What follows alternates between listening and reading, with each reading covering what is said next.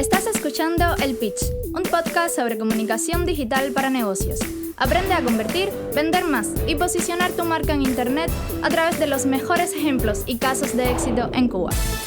Soy Katia Sánchez, fundadora de La Penúltima Casa, y me acompaña Adriana Sigüenza, asesora de negocios. Juntas, vamos a ayudarte a transitar con éxito por este mundo de las marcas y lo digital. Ya comenzamos. Bienvenido y bienvenida. Hoy hemos movido un poquito el juego de El Pitch porque no tenemos solamente a un emprendedor, tenemos también a un ejemplo estatal. Fíjense, lo que une a estas dos marcas es que ambas pertenecen al mismo sector y ambas han logrado sobresalir con buenos contenidos, con inventiva, con innovación y evidentemente con muchísimo esfuerzo y trabajo. Podemos decir que ambas tienen un equipazo motivado y dispuesto a ser el mejor. Y esta mentalidad es parte de lo que nos puede hacer buenos emprendedores. Estoy encantada porque yo trabajé también en este ámbito hasta hace muy poco, que es el de los medios de comunicación. Así que voy a recibir a Ernesto Guerra, jefe de redacción de la revista Juventud Técnica, y a Inel Martínez, cofundador de la revista Cuba Light. Bienvenidos a ambos, es un placer tenerlos en el pitch. Bueno, gracias por la invitación, Katia. Y en Juventud Técnica realmente estamos muy agradecidos porque nos hayas invitado, ¿no? No, lo mismo queremos decir desde Cuba Light. Muchas gracias por la oportunidad de estar aquí y poder compartir un poco con los oyentes sobre nuestro proyecto. Bueno, chicos, ya saben cómo funciona esto. Hacemos una breve presentación de cada una de las revistas. Así que, ¿quién comienza de los dos? Cuba Light, Juventud Técnica. ¿Nadie quiere comenzar? Bueno, piedra, papel, tijera y perdí. Dale, ¿verdad? Bien. Dale, Ernesto, vamos. Ok. Vamos. Bueno, decían. Ya, yo lo voy a hacer. Juventud Técnica comienza entonces. Juventud Técnica es una revista sobre ciencia, tecnología y medio ambiente, anclada en Cuba, pero con una mirada global. Cumplimos 55 años en 2020.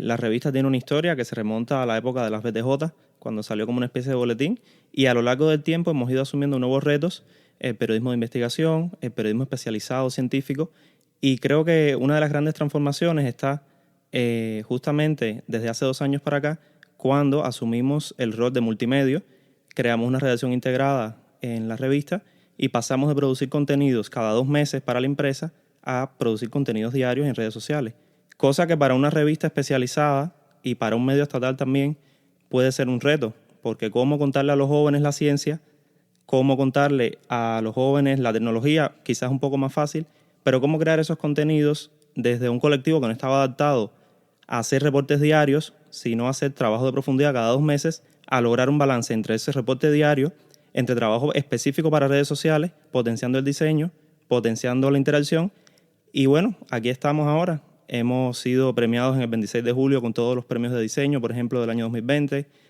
Estuvimos compitiendo en redes sociales, hemos obtenido menciones por coberturas en tiempo real y creo que la revista ha crecido y su público se ha fidelizado también a partir de todas estas estrategias y bueno, seguimos trabajando. En Cuba Light publicamos los primeros textos el 13 de noviembre del 2018, por lo tanto llevamos 1 año y medio trabajando sin parar.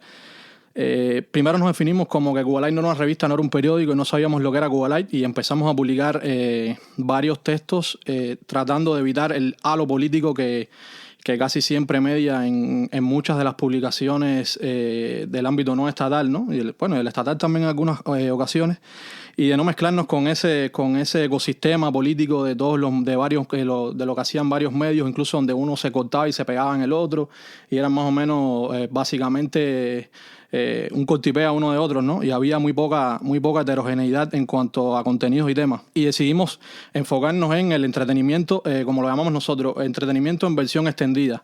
No solo tratar del entretenimiento como la farándula, como algo banal, sino incluir en el entretenimiento temas como el deporte, temas como la cultura, como la tecnología en algunas ocasiones. También hemos publicado algunos artículos de ciencia y de otros temas que creemos que engloba esta definición subjetiva que hemos armado sobre Cuba Light en torno al entretenimiento como en una versión extendida. Desde la fundación hasta la fecha Hemos obtenido un total de 2 millones de visitas, más de 2 millones de visitas, más de 700.000 usuarios, sobre todo de Cuba, Estados Unidos, España, México, por ese orden.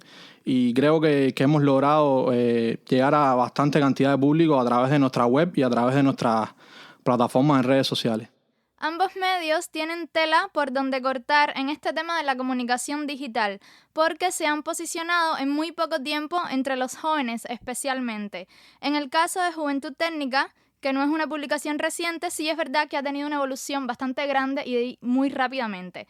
Entonces me encantaría saber de ambos cuál es el pilar, ese puntito de éxito de cada marca. ¿Dónde está el secreto para destacar en comunicación digital según ustedes, según su experiencia? A ver, Ernesto, cuéntame un poco. Bueno, yo creo que parte de la estrategia, por ejemplo, o sea, en el caso de Juventud Técnica, parte de lo que nos ha cosechado de alguna manera este éxito es precisamente, o sea, son varias cosas. Primeramente, dirigir los contenidos a cada red social, porque cada red social tiene un público específico y unas prácticas de consumo específicas. Y si uno desconoce eso y republica de un lugar para otro, o sea, eso es un fallo directo. En segundo lugar, que hemos utilizado resortes quizás del marketing digital para vender de alguna manera la información y hacer periodismo. Y yo creo que en tercer lugar, para quizás no extenderme mucho, otro de los pilares sería siempre mantenerte en el perfil que tú estás desarrollando. Hay quien tiene un perfil más abierto, hay quien tiene un perfil más especializado. En el caso nuestro es periodismo científico, tecnología y medio ambiente.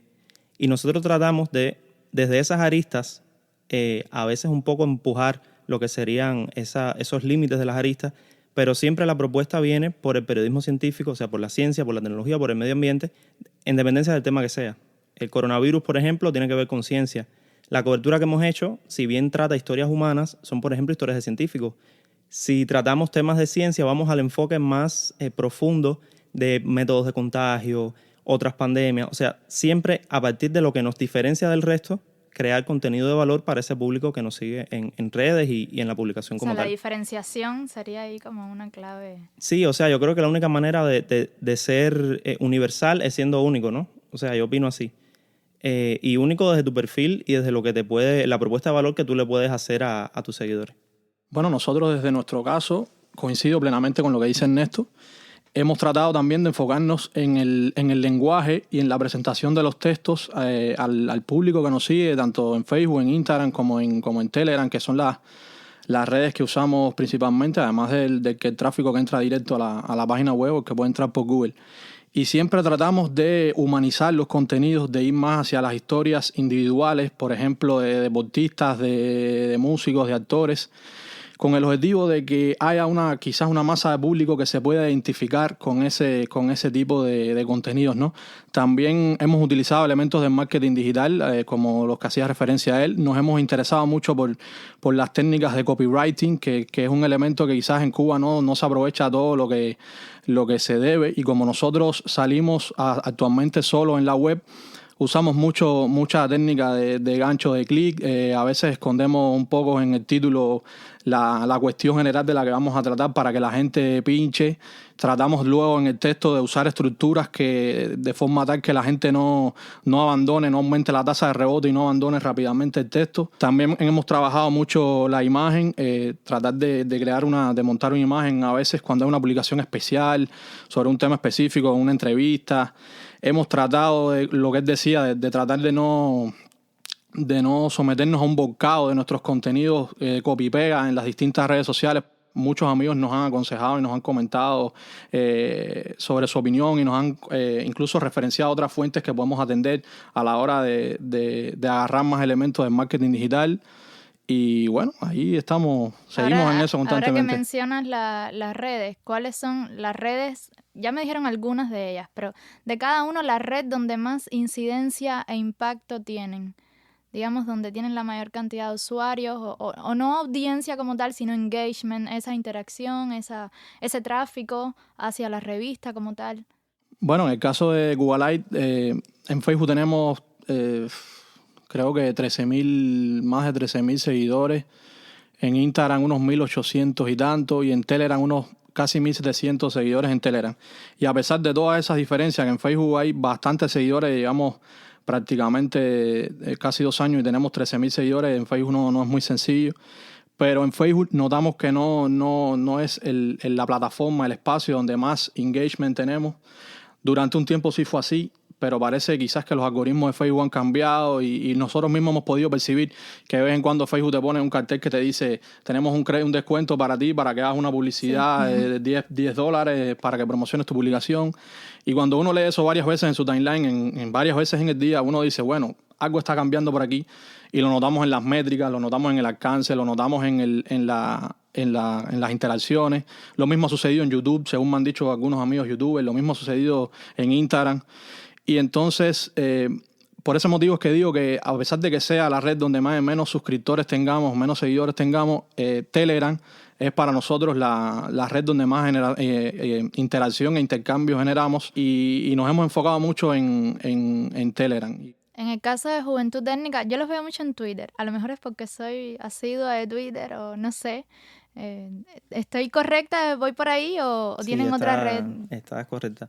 Te voy a explicar brevemente qué pasa con cada una. Aunque en Facebook tenemos el crecimiento exponencial, mayor y demás, depende también de los temas. Cuando son temas, por ejemplo, del coronavirus, se disparan las estadísticas. Si son fotos exclusivas, o sea, puede tener un alcance una foto de 100,000 personas en 2-3 horas. Pero nos damos cuenta que es cierto, o sea, lo mismo que él dice, el nivel de interacción con la gente no es el mismo. Y eso, imagino yo, que tiene que ver con todos estos cambios de algoritmo, del 8% de alcance, demás y demás. Entonces, ¿qué pasa? Que en Telegram, por ejemplo, esas interacciones no están tan a la vista como en Facebook, porque la gente te da un montón de reacciones. Y en Twitter, sin embargo, aunque no es la red quizás donde tenemos mayor cantidad de seguidores, sí creo que es la red que hemos logrado hacer una comunidad y donde hay un engagement mayor. Sin embargo, o sea, a pesar de esto, de donde más visitas entrantes llega es de Telegram. O sea, es una cosa muy loca. Y por eso la necesidad de estar en todas las redes y hablar los discursos de todas las redes, ¿no? Porque cada una te va a aportar cierto valor. O sea, a nosotros Twitter, por ejemplo, nos da esta sensación de comunidad, de saber qué es lo que se está moviendo, qué es lo que la gente quiere saber o qué inquietudes tiene.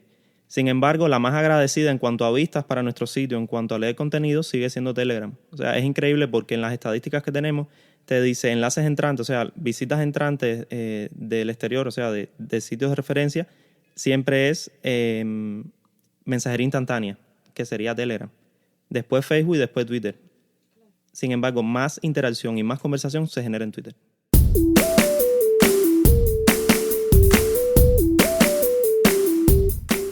Esta es tu sección de preguntas y respuestas, donde puedes hacernos una pregunta sobre comunicación para mí o sobre negocios para Adriana. Esta semana, a través de Instagram, nos dejaron una pregunta Oscar Ojeda.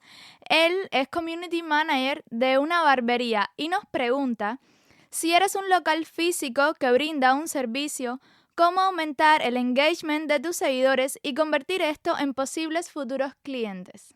Oscar, esto es una pregunta muy amplia para responderla en pocos minutos de tiempo. Lo que sí te puedo decir es que la profesión de Community Management es muy esforzada, es muy sacrificada y lleva muchísimo tiempo de estudio, de investigación y también de aplicación constante. Entonces, te voy a dejar algunas pistas que sí debes tener en cuenta si realmente quieres aumentar tu comunidad, aumentar el engagement de esta comunidad y sobre todo convertir a estos usuarios en clientes. En primer lugar, tienes que conocer bien a tu público. Tienes que saber quién es la persona que te compra, cómo es tu cliente ideal o cómo son esos posibles clientes y cómo puedes ayudarle a través de los servicios que brindas. Para eso necesitas diferenciarte. ¿Qué define tu barbería de otras similares? Ahí, por supuesto, lleva un estudio de competidores que puedes hacer a grosso modo, quizás un poquito más específico en dependencia de eso en tu área o tu zona geográfica. Hay muchos negocios similares al tuyo. ¿Qué puntos negativos, por ejemplo, puede tener tu negocio que ahora mismo generan reticencias? Y cómo disminuir esos puntos negativos es otra de las cosas que deberías preguntarte si quieres convertir esos usuarios en potenciales clientes. Ahora mismo te aconsejo que tomes tu cuenta de Instagram y hagas un repaso de las publicaciones que mejor te funcionan. Por ejemplo, para así descubrir cuál es el formato que quizás impacta de manera más fácil o que genera mejor engagement entre tus usuarios. Quizás es un tema específico, quizás es el formato, a lo mejor el video impacta mejor en unos usuarios que en otros y específicamente esos usuarios son aquellos que pueden ser tus clientes. Entonces, Oscar, básicamente estudia planifica e investiga. Es decir, haz una selección de las categorías principales de tu negocio, busca los puntos fuertes, trata de esos puntos fuertes sacarlos siempre en tus publicaciones, disminuir las debilidades y siempre, a partir de los estudios de los usuarios que pueden ser posibles clientes, entonces dirigirte a ellos a través de sus puntos de dolor. Y bueno, esta ha sido una pregunta respondida de manera muy general. Recuerden que vamos a responder preguntas cada semana, una cada semana, y por ahora volvemos con la entrevista a Juventud Técnica y Cuba Light. Uno de los principales problemas de varios medios en Cuba es la falta de diálogo. Muchas veces no responden a los usuarios, otras bloquean. En el caso de Juventud Técnica, ¿cómo gestionan las opiniones negativas? ¿Las bloquean? ¿Hacen otras acciones? ¿Alguna experiencia al respecto, Ernesto, que puedas compartir? Bueno, en el tiempo que yo llevo, no es que sea el community manager de la revista, porque es un trabajo compartido, pero soy más o menos como jefe de redacción, lo que me toca, entre otras cosas, es precisamente estar por encima de esos procesos y verificar que se hace bien. Y la política que hemos adoptado es, en primer lugar, el bloqueo no es una opción. O sea, tiene que ser una persona que ofenda a la revista, que ofenda personalmente a alguno de sus integrantes, o que sea un escándalo muy grande, muy ofensivo, para llegar a ese punto, y hasta ahora no nos ha sucedido. Lo que hacemos con los comentarios negativos, o sea, hay dos opciones. Una es, primeramente, darle elementos, no que cambien ese pensamiento, pero sí elementos a tu favor. O sea, tú tienes tu opinión, yo tengo la mía, o tú tienes tu historia y yo te cuento otra, y te voy a demostrar por qué yo estoy diciendo esto. A lo mejor te equivocaste, a lo mejor no entendiste, o como sea. Otra de las maneras que tenemos es usar un poco el humor, o sea, el sarcasmo, porque a veces hay personas que les gusta como que pasarse de lista, hacerse la graciosa, trolear, exactamente, los trolls, y entonces no hay nada más placentero, te lo digo con todo sentimiento de gratitud, que trolear a un troll. Y lo mejor que tiene la comunidad de Juventud Técnica es que cuando nosotros hemos troleado a un troll, atrás van los troleadores de troles a trolear al troll. O sea, es como un trabalengua, pero es la realidad. Y creo que efecto bola de nieve, exacto. ¿no? La idea es un poco, o sea, creo que puede ir por ahí, por lo menos a nosotros nos ha funcionado. Primeramente, tienes que darte cuenta que es tu público. Y en el caso de nosotros, que somos un medio público, un medio estatal, precisamente nos debemos a ese público. Por tanto, no se trata de discutir de tú a tú con un usuario, se trata de darle argumentos. Se trata, por ejemplo, cuando nos han hecho comentarios al estilo, nos pasó hace poco, y lo diré aquí, vaya, casi que en exclusiva, para el que no lo vio. Nosotros estamos hablando de un videojuego, pero por una confusión ponemos que la casa productora de un videojuego es una y era otra. O sea, ustedes cometen la equivocación. Cometimos el error, o sea, un error común, ¿no? Un error humano, en fin. Que pusimos que un juego era de Ubisoft y era de Activision. Y era el Martes Gamer, que es un día temático que tenemos en la revista. O sea, todos los martes dedicamos a videojuegos. Y los gamers, o sea, los jugadores se conectan mucho ese día con la revista y están muy atentos a las publicaciones. Era una publicación polémica porque hablaba sobre cómo se refleja Cuba en los videojuegos. Ya a esa polémica, agregarle una equivocación de parte del staff de la revista, lo que hizo fue que en lugar de atacar los argumentos que se daban sobre la visión de Cuba, atacaron el hecho de que pusimos mal cuál era la casa productora de un videojuego. ¿Cuál fue la estrategia? La primera persona que nos señaló el error, pusimos @ su nombre de usuario, nos señaló que este era el error, que Activision no produjo, que Ubisoft no produjo este juego. Vamos a corregir el tweet y le agradecemos por señalarnos esto que no estaba bien.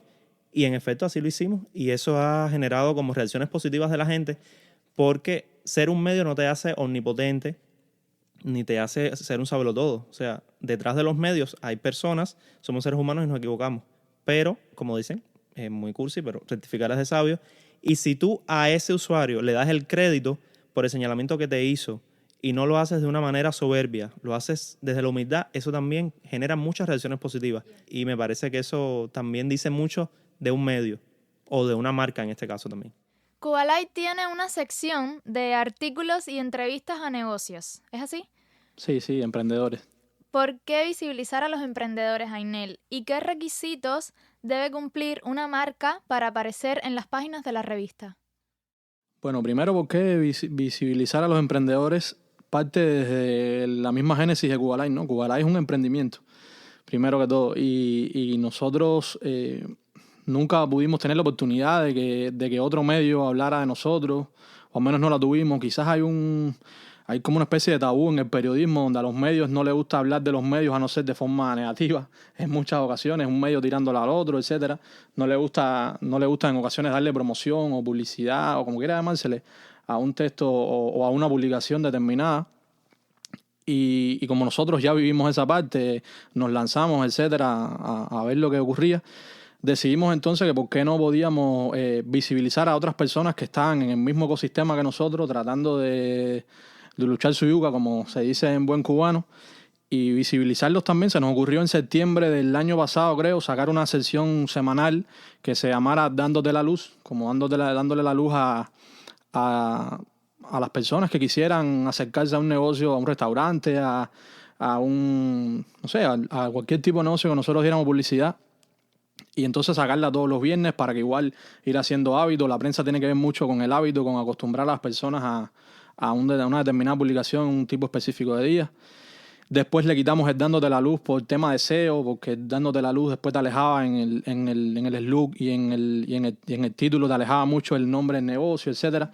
Igual queríamos, además de hacerle el artículo, que quedara en la página, como en el repositorio de la página, que quedara también bien posicionado en Google a la hora de que alguien fuera a buscar, por ejemplo, Bajanda, y te saliera a la página de Bajanda y atrás te saliera, abajo te saliera, creo que salimos como en segundo o tercer lugar, el texto de Cuba Live, Bajanda y el Uber cubano, algo así se llama, y que encima la gente pudiera acceder a la aplicación, descargarla, pero si necesitara ver más la parte más de la génesis de Bajanda, fuera el artículo y leer ahí todo lo relacionado con Bajanda que sacamos en aquel momento y que después seguimos sacando.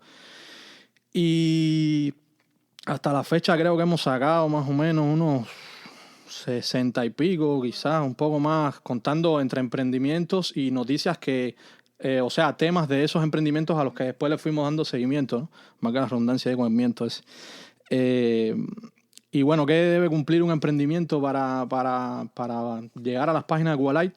Nosotros siempre tratamos de verificar todo lo que podemos acerca del emprendimiento en cuestión, de verificar sus datos, su dirección, que funcione bien. Leemos mucho los comentarios de las personas, aunque no nos guiamos mucho por eso, porque cualquiera que quiera hacerle la guerra a un negocio le empieza a poner comentarios malos y sucede mucho en TripAdvisor, por ejemplo, que el filtro de TripAdvisor está un poco extraño en ese sentido. Pero siempre tratamos de buscar negocios que transmitan esa confianza, esa imagen de hasta cierto punto también de transparencia, que no es muy común, pero que sí existe. Y sobre todo tratamos de darle visibilidad a negocios que no son tan mediáticos. Muchos negocios que están empezando, que llevan poco tiempo. Y eso también lo vemos como parte de una futura alianza o de una alianza en cuestiones de unos minutos, de unos días que podamos forjar con ellos, que a la hora que nosotros después queramos hacer, un evento determinado, podamos contar con alguno de esos emprendimientos, que ellos puedan contar con nosotros para otras cuestiones. O sea, hacer networking, que ellos también nos conecten con otros negocios, con otras personas de su propio sector.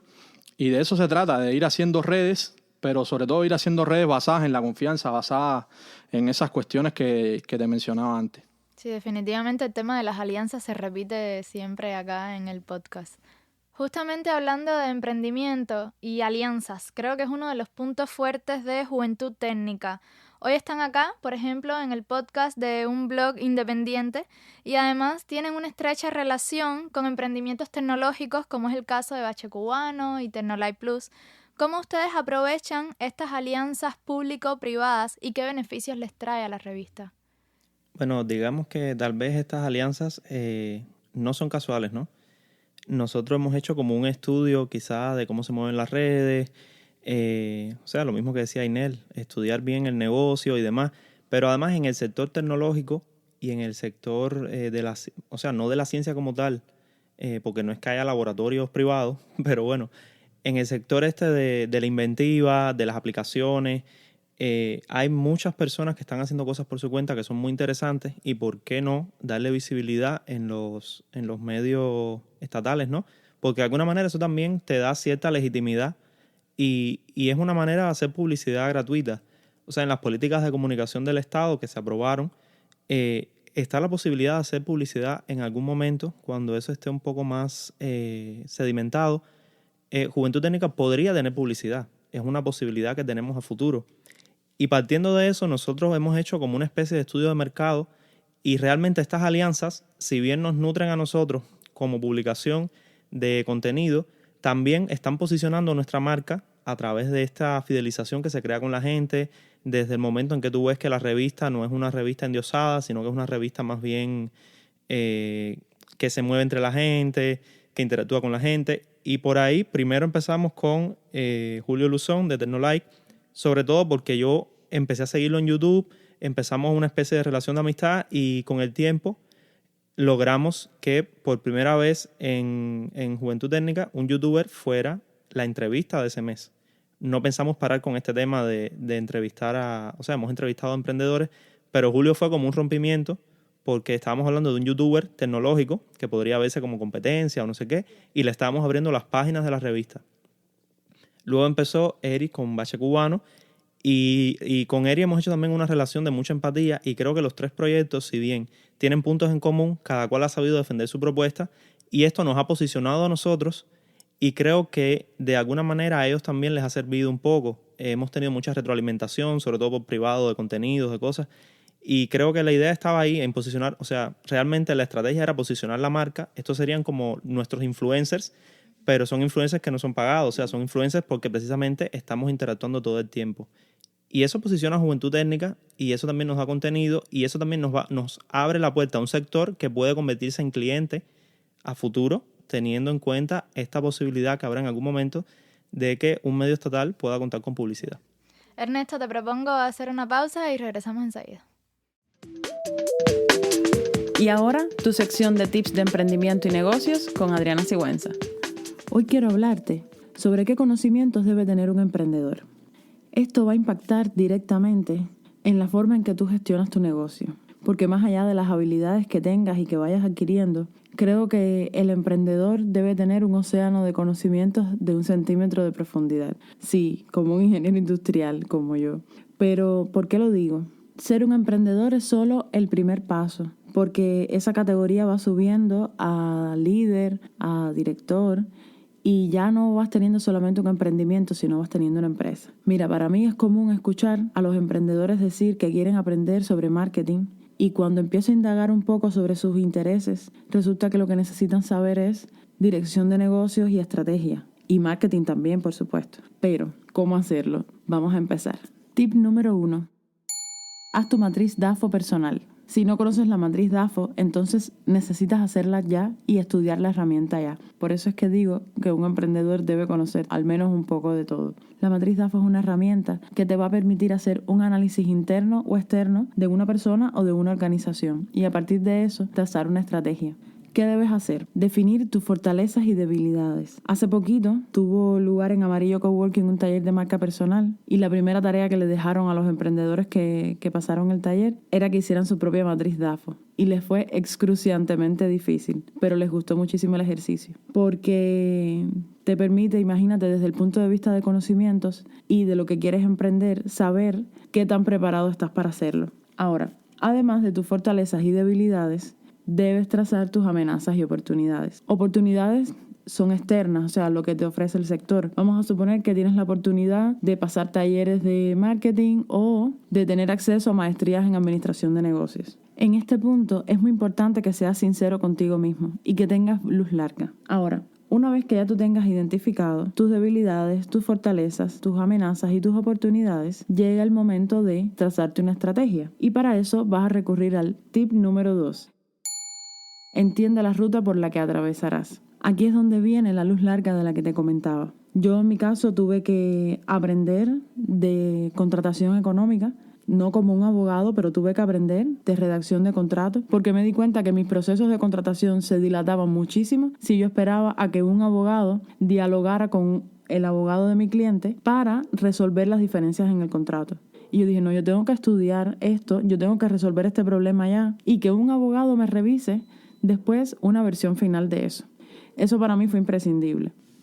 Para ti quizás pudiera ser que si te interesa la importación y la exportación, debes aprender sobre estándares de calidad para poder exportar, sobre contratación para poder importar, sobre negociación. O sea, que no es una sola cosa, sino es para eso que tienes que lograr cómo tú te vas a preparar. Y ojo, es prepararse como un directivo, como un emprendedor, no prepararse como un especialista. Eso es algo bastante importante a definir, porque no puedes cometer el error de querer hacerte especialista en un tema que no tiene nada que ver con los servicios que tú brindas. A partir de esto, debes trazarte una estrategia y un plan de acción para que tú tengas tu ruta de qué es lo que tienes que aprender. Y cuando digo aprender, no es solamente aprender, es aprender y aplicar, porque si no lo estás aplicando es porque no te está sirviendo de nada aprenderlo. Entonces, a partir de esto, repito, tienes que trazarte tu estrategia y tu plan de acción, ponerte fechas, ponerte objetivos. Y esto te va a llevar al tip número 3. Aprende constantemente de forma enfocada. Esta es la derivación de la estrategia. Enfócate en cumplir tus metas y sé objetivo a la hora de invertir tu tiempo y dinero. Tip número 4. Con esto quiero decirte que acepta que no puedes saberlo todo y que tienes que recurrir a ayuda de gente que sí se ha dedicado a ser especialista, y eso te va a liberar de la carga que tú sientes por no tener ese nivel de conocimientos. Ahora, ¿qué es importante? Que tú tengas conocimiento suficiente para dirigir esa función. Por ejemplo, si tú contratas un contador, es muy importante que tú tengas conocimientos de contabilidad y finanzas suficientes para monitorear el trabajo que está haciendo esa persona, para poder controlar ese trabajo. Pero tienes que saber leer los números, interpretar los estados financieros para dirigir a la persona que está haciendo esa función. Y como último, quiero comentarte algunos elementos que creo que debes saber y aplicar un emprendedor. Porque si tú eres el capitán del barco, tienes que saber hacia dónde lo tienes que dirigir. Lo otro es contabilidad y finanzas. Como ya te comentaba, es importante que sepas dirigir esa función. Sobre gestión de negocios, ¿a qué me refiero con esto? Gestión de procesos, organizar el trabajo, medirlo, monitorearlo, mejorarlo, porque es lo que te va a llevar a un siguiente paso en la organización del negocio. Si lo organizas, lo puedes replicar. Otro elemento que considero importantísimo es el marketing.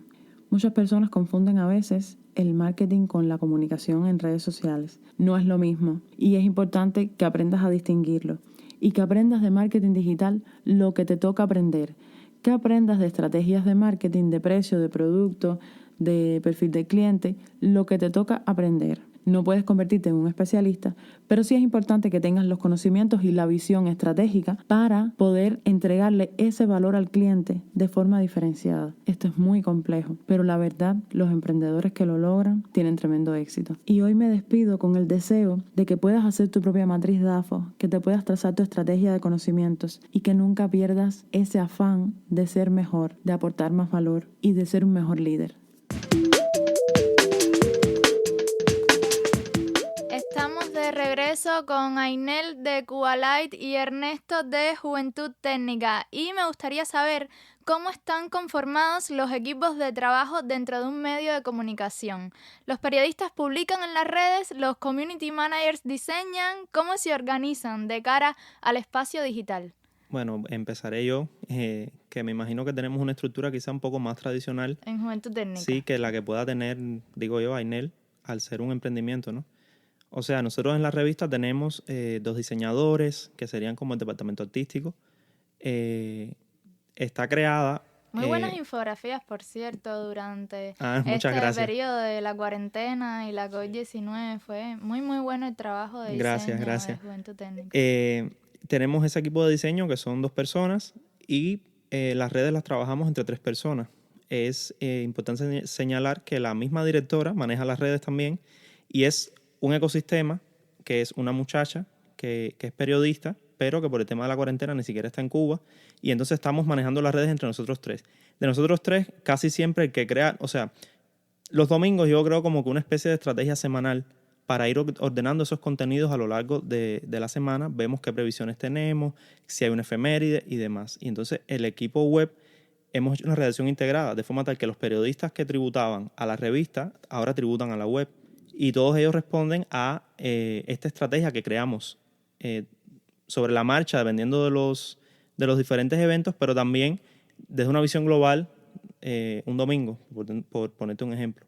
y así es como trabajamos el equipo de redes. O sea, tenemos unos diseñadores, aunque los periodistas diseñan, los periodistas le he dado una capacitación muy básica de lo que es copywriting, los hemos enseñado a insertar multimedias. O sea, era un salto muy grande del papel no es lo mismo. A un medio que además, al ser un medio tecnológico, y esto es una cosa que nos ala y a la vez nos impulsa, porque al ser un medio tecnológico tú no puedes seguir con prácticas obsoletas, porque se supone que casi siempre los medios tecnológicos están marcando pauta en todo este tipo de ecosistema. Exactamente.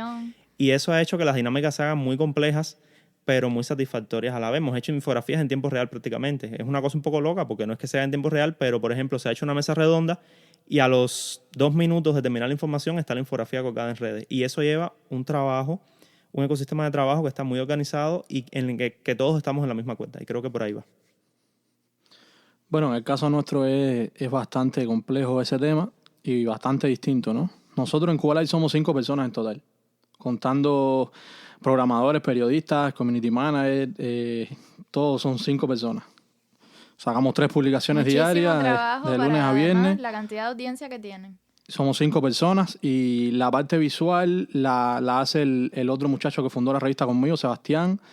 Una de nuestras periodistas también es capaz de hacer buenos diseños para las portadas de las publicaciones.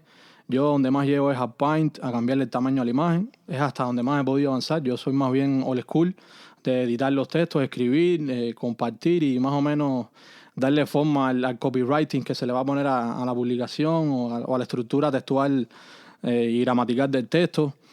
Pero eso se nos hace muy, muy complejo por el tema del presupuesto, por otras cuestiones que nos trascienden sobre todo un emprendimiento bastante chico. Desde el principio nosotros dejamos eso claro, que nosotros éramos un emprendimiento chico, que no sabíamos lo que éramos en aquel momento ni sabíamos en lo que iba a acabar, pero bueno, que íbamos a vivir esta aventura a ver qué pasaba. Pero por ejemplo, la publicación en Facebook y en Instagram lo hacemos entre prácticamente de esos 5 o 3 personas.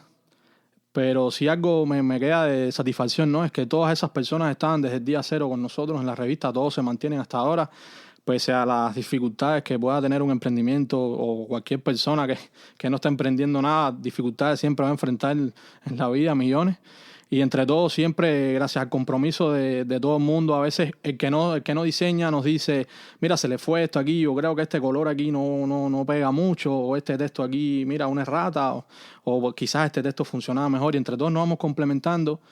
Pero en cuanto al tema de estar encima de la página, de las redes sociales, de WordPress y de todas esas cuestiones, prácticamente 2 personas, cuando más 3, de las 5 que somos. Pero igual, imagino que es muy desgastante, Ainel. ¿Cómo mantenerse creativos? No, la presión es tremenda. Yo trabajo, nosotros trabajamos de lunes a viernes, sacamos 3 publicaciones diarias. Antes sacábamos 6, pero nos dimos cuenta que nos íbamos a morir en el camino. Y el fin de semana lo que hacemos es repostear textos viejos. Ya tenemos, creo que más de 1.300 publicaciones en total. Lo que hacemos es repostear textos viejos de hace tiempo atemporales para gente que no lo haya leído. Y así conseguir nuevas visitas por ahí, que quizás gente que entró a seguir la página después no había llegado el texto. Pero ser creativo es cada vez más complicado, y cuando estás en un mundo altamente heterogéneo, donde hay muchas personas creando contenidos y no solo como medio de comunicación, porque no solo se puede pensar en los contenidos que están creando los medios de comunicación, uno también tiene que pensarse como un elemento dentro del mundo 2.0, 3.0, lo que vas a hacer. Si te quedas pensando en que eres un medio de comunicación y que lo tuyo es el texto, la foto y cuando más un video de YouTube o una infografía u otra cosa, te quedas atrás. Y nosotros no hemos podido dar el salto ese que quizás quisiéramos, pero para el tema de la creatividad es muy difícil.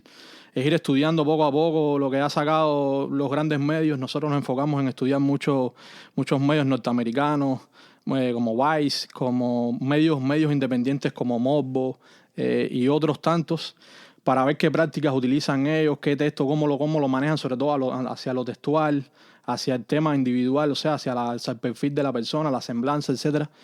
Y por ahí más o menos tratamos de colarnos. Y bueno, la nostalgia ha sido, creo que, uno de los principales recursos a la hora de crear contenido quizás diferente o hasta cierto punto innovador en nuestra página. Chicos, una última pregunta para los oyentes. Un consejo que cada uno pudiera dar sobre cómo hacer publicaciones de alto impacto en social media. Un consejo, cada uno. Bueno, yo creo que estar pendiente a lo que sucede y desde tu particularidad abordarlo. Ainel. Mío iba más o menos por ahí. No siempre tratar de irse por la tendencia, por el esnovismo, sino a veces tratar de no sé, a lo mejor presentar el suceso de otra forma, quizás con una foto, quizás con un video. El video funciona mucho en las redes sociales.